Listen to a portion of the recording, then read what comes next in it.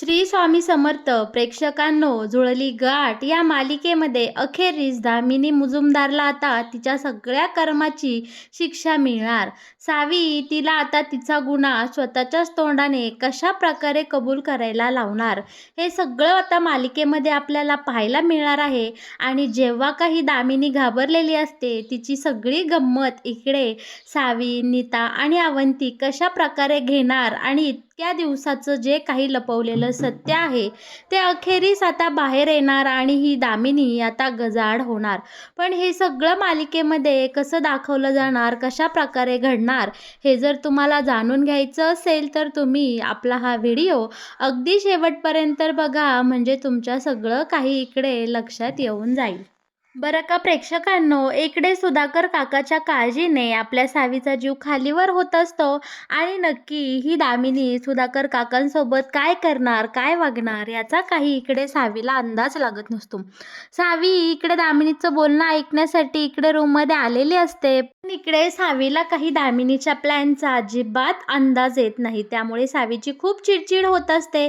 सावी घाबरलेली असते नीताजवळ तिचं सगळं काही जे म्हणणे आहे आणि त्या अवंतीला ती इकडे रडून सांगत असते. अवंतीला बोलते की सुधाकर काका एकमेव आपली आशा आहे आणि त्यांची बायको त्यांना शोधत आली आहे. जर सुधाकर काकांना काही या दामिनी मॅडमनी केलं तर मी स्वतःला कधीही माफ करू शकणार नाही, कारण माझ्यामुळे ते या सगळ्या प्रकरणात अडकले आहे. ते माझ्या बाबाचे खरंच खूप खास मित्र आहेत आणि दामिनी मॅडम त्यांना वाचवण्यासाठी त्या कोणत्याही थराला जाऊ शकतात याचा आपल्याला आतापर्यंत चांगलाच अंदाज आलेला आहे. पण इकडे आता आपली अवंती सावीची समजूत घालत असते. बाळा, तू टेन्शन घेऊ नको, धैर्य भाऊजी गेलेत ना, नक्कीच काहीतरी आपल्याला कळेल, त्यांना लोकेशन सापडलं आहे ना. तेव्हा आता इकडे सावी बोलते की नाही, दामिनी मॅडम काहीही करू शकतात. आणि बरं का, तितक्यात नीता येते आणि बोलते की धैर्य भाऊजी आले आहे. सावी धावत पळत जाते, धैर्याला विचारते की धैर्या, आपले सुधाकर काका मिळाले का? पण धैर्य सांगतो नाही मिळाले. बरं का, पण या सगळ्यामध्ये एक चांगली गोष्ट अशी घडलेली असते की धैर्याला तिकडे सुधाकरचा मोबाईल सापडलेला असतो आणि त्या मोबाईलमध्ये धैर्याने बऱ्याचशा काही या दामिनीच्या विरोधात पुरावे सोडलेले असतात. बरं का, आता त्या मोबाईलमध्ये नक्की काय पुरावे आहेत हे पुरावे मिळवण्यासाठी सावी आपली धडपड करताना पाहायला मिळणार आहे. पण सगळ्यात मोठा प्रश्न असा उद्भवतो की इकडे जर धैर्याच्या हाती तो मोबाईल लागला तर धैर्याने तो मोबाईल पोलिसांच्या थ्रू ओपन केला का आणि त्यातले पुराव्यांची पडताळणी केली का, हे एक सगळ्यात मोठं कोडच असणार आहे. बरं का, पण इकडे खरं तर आता धैर्याने त्या मोबाईलमध्ये असलेल्या सगळ्या पुराव्यांची छाननी केलेली आपल्याला पाहायला मिळणार आहे आणि त्याच्यासमोर इकडे सत्य उघड झालेलं आहे की नानांनीच इकडे सावीच्या वडिलांचा अपघात नाही तर घात केला आहे आणि या सगळ्याला त्याची आई जबाबदार आहे आणि सुधाकरच्या मोबाईलमध्ये या सगळ्याचे पुरावे असणार आहे.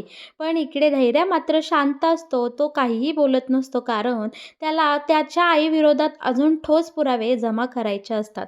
बरं का, दुसरीकडे मात्र सावी आता आपल्या लाडक्या जावांना म्हणजे नीताला आणि इकडे अवंतीला सांगत असते की अवंती वहिनी आणि नीता वहिनी, मला असं वाटतंय की आपला शोध घेण्याची सगळी जी काही क्रिया आहे ती चुकतेत. आपण चुकीच्या दिशेने या सगळ्याचा पाठपुरावा करत आहोत.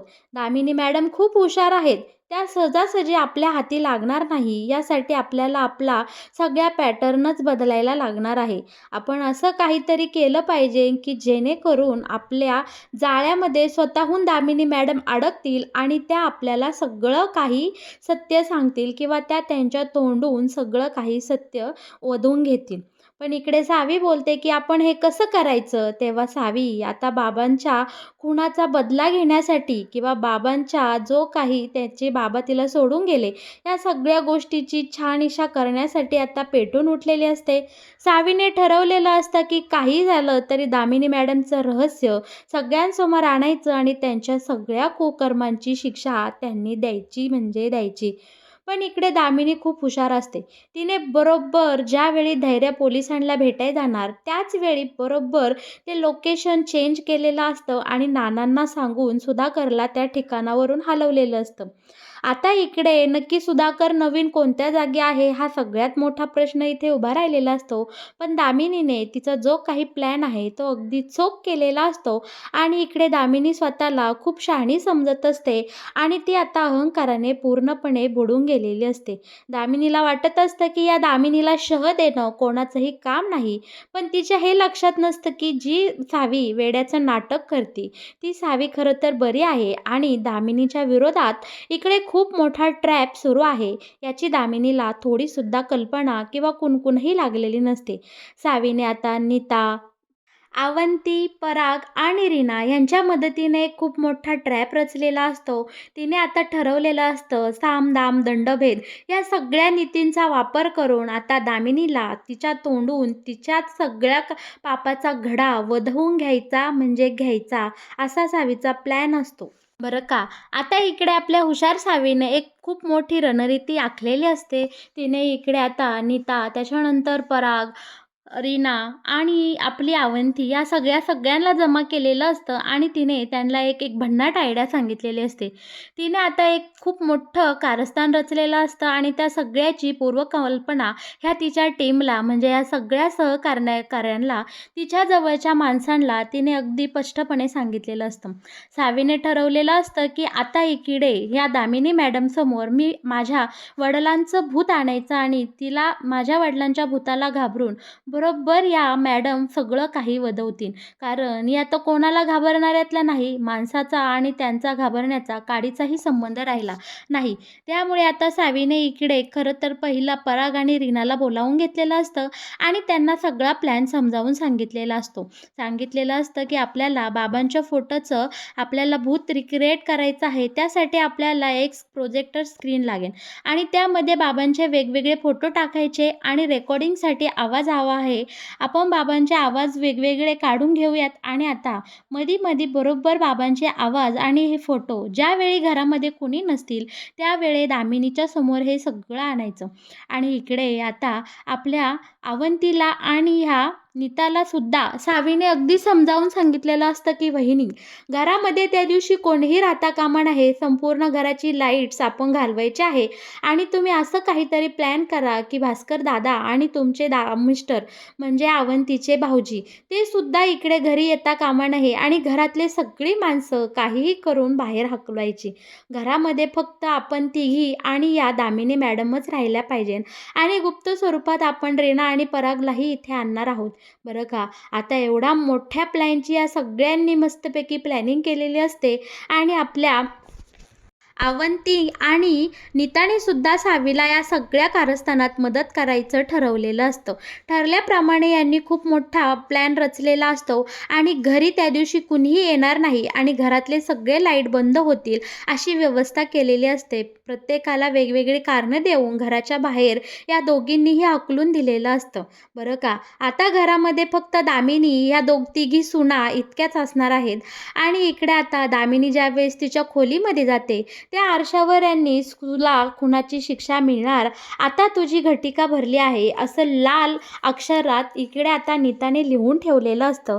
आणि ज्या वेळेस दामिनी तिथे नळ चालू करते तेव्हा बरोबर त्या टाकीमध्ये कुंकुम मिक्स करून इकडे अवंतीने दुसरा प्लॅन रेडी केलेला असतो. ज्या वेळेस नळ चालू करते तोंड धुण्यासाठी दामिनी तिच्या खोलीतल्या बाथरूममध्ये जाते, तिथून लाल पाणी बाहेर येतं आणि इकडे दामिनीच्या पायाखालची जमीन सरकलेली असते. ती खूप घाबरलेली असते आणि ज्यावेळी ते आरशात बघणार तर इथे लगेच आपल्या नीताच्या प्लॅननुसार आरशावर सगळं काही चकाकून लिहिलेलं आपल्याला पाहायला मिळणार आहे. आणि ते सगळं वाचून मात्र इकडे दामिनी खूप घाबरून गेलेली असते, घामाने पूर्ण भिजलेली असते, हातपाय तिचे लटलट करू लागलेले असतात. दामिनी तिथून धावून पळत निघून येते. बरं का, लगेच इथे संधीचा फायदा घेत नीता त्या आरशावरचे सगळ्या खाणाखुणा पुसून टाकते आणि नळाचं पाणीही सोडून देऊन तिथं सगळं पाणी क्लीन करायचं काम आता इकडे अवंतीने घेतलेलं असतं. दुसरीकडे पराग आणि आपल्या रीनाने दुसरा प्लॅन रचलेला असतो. दामिनी धावत पळत हॉलच्या साईडला येणार तोच तिथे त्यांनी एक साखळदंड फाशी घेतलेली जी काही दोरी असते ती खाली सोडलेली असते आणि ती दोरी पाहून मात्र इकडे घाबरलेल्या दामिनीला कोणत्याही क्षणी अटॅक येईल अशा भावनेमध्ये आता दामिनी आलेली असते आणि ती पुरती घाबरून गेलेली असते बरं का. हे सगळं करताना सावीने एक जबरदस्त अशी योजना केलेली असते, की जिकडे जिकडे दामिनी जाईन त्या त्या सगळ्या ठिकाणी सगळ्या पॉईंटवर तिने कॅमेरे सेट केलेले असतात. म्हणजे घाबरून गेलेली दामिनी तिच्या तोंडून जे काही बोलेल किंवा जी काही रिॲक्शन देईल ती सगळी सगळी कॅमेऱ्यामध्ये बरोबर आपोआप कैद होणार आहे. अशा प्रकारे सावीने सगळी सेटिंग लावलेली असते. बरं का. आता तो दोर बाजूला झाल्यानंतर इकडे दामिनी पुरती घाबरलेली असते. त्यानंतर शेवटचा मास्टर प्लॅन म्हणजे सावीच्या बाबांचं भूत. सावीच्या बाबांचं भूत आता इकडे दामिनीसमोर आणायचं असा भन्नाट प्लॅन आता इकडे आपल्या सावीने रचलेला असतो. संपूर्ण घरामध्ये जोरदार हवा सोडलेली असते.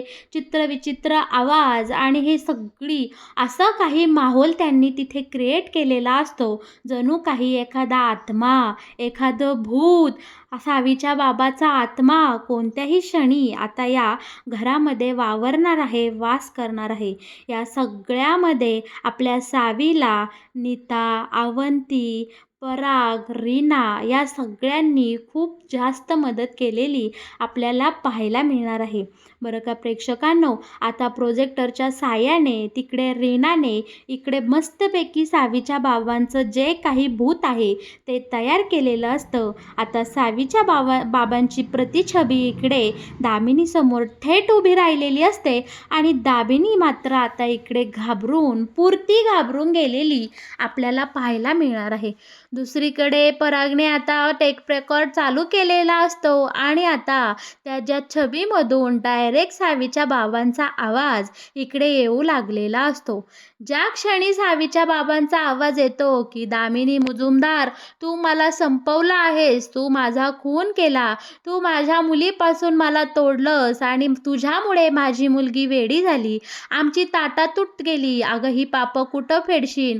दामिनी मुजुमदार, आता तुझ्या पापाचा पूर्णपणे घडा भरला आहे. आता तुझी घटिका जवळ आली आहे. आता तुला कुणीही माझ्यापासून वाचवू शकत नाही. बरं का. हे आवाज ऐकताच इकडे दामिनी पुरती घाबरून गेलेली असते आणि घाबरलेल्या सासूचं हे रूप पाहून इकडे तिच्या तिन्ही सुना म्हणजे सावी, अवंती आणि नीता या सगळ्याची दुरून खूप मज्जा घेत असतात.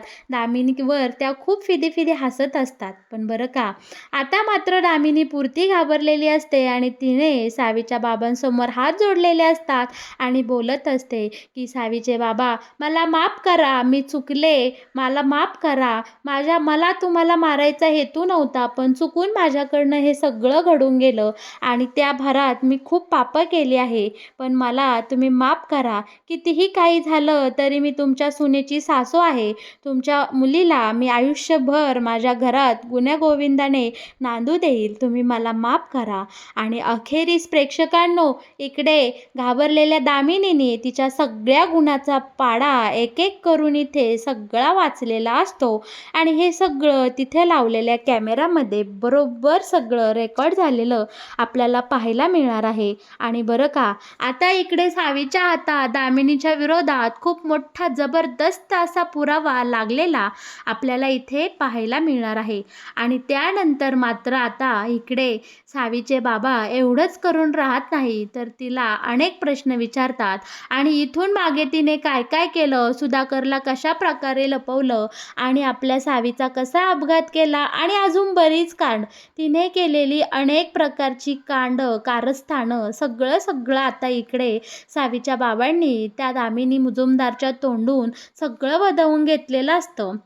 आणि इकडे मात्र या तिघी सुनांनी या घाबरलेल्या दामिनीची चांगलीच मजा घेतलेली असते. कारण आजवर या दामिनीने तिच्या एकाही सुनेला व्यवस्थित घरामध्ये वागवलेलं नसतं. सगळ्यांवर अत्याचार केले असतात आणि तिच्या संस्कारात वाढलेली तिची थोरली दोन्ही मुलं इतकी नालायक निघालेली असतात की त्यांनी सुद्धा त्यांच्या बायकांवर खूप अत्याचार केलेले असतात. या सगळ्याला आता आपली सावी न्याय देताना आपल्याला पाहायला मिळणार आहे. आणि अखेरीस दामिनीचं जे काही रहस्य आहे ते पुराव्यासहित आता सावीच्या हाती लागलेलं आपल्याला पाहायला मिळणार आहे. तर मग प्रेक्षकांनो, तुम्हाला काय वाटतंय? आता सावी हे सगळं प्रकरण आपल्या धैर्यासमोर कशाप्रकारे उभे करीन आणि धैर्या अखेरीस काय निर्णय घेईल? तो त्याच्या आईला कोणती शिक्षा देईल? हे सगळं पाहायला आपल्याला मालिकेमध्ये खूपच मज्जा येणार आहे आणि गंमत येणार आहे. अखेरीस आता आपल्या इकडे सावीच्या वडिलांना, सुधाकरला, सगळ्यांना आता इकडे न्याय मिळताना आपल्याला पाहायला मिळणार आहे. आणि ही नालायक बाई, ही पाताळयंत्री बाई, आता ही दामिनी मुजुमदार आता जेलमध्ये खडी फोडताना आपल्याला पाहायला मिळणार आहे. आणि एका गुण्याला, एका बाबांच्या आत्म्याला आता इथे शांती मिळालेली आपल्याला पाहायला मिळणार आहे. पण या सगळ्यामध्ये नीता, आपली अवंती आणि रीना पराग या सगळ्यांनी सावीला खूप मोठी मदत केलेली असते आणि या यशामध्ये या चौघांचाही खूप मोठा वाटा असणार आहे. आणि यांच्या सगळ्यांच्या प्रयत्नाला आता यश आलेलं आपल्याला पाहायला मिळणार आणि अखेरीस सावीचं स्वप्न इथे पूर्ण होणार, हे आपल्याला आता या मालिकेच्या येणाऱ्या काही भागांमध्ये पाहायला मिळणार आहे. तर मग प्रेक्षकांनो, कसा वाटलं तुम्हाला जुळली गाठ या मालिकेत येणारा हा नवीन ट्विस्ट? या मालिकेविषयीचे असेच नवनवीन अपडेट जर तुम्हाला सगळ्यात आधी जाणून घ्यायचे असतील तर तुम्ही आपल्या व्हिडिओला नक्की लाईक करा आणि हो, आपल्या चॅनलला सबस्क्राईब केल्याशिवाय अजिबात कुठे जाऊ नका. धन्यवाद.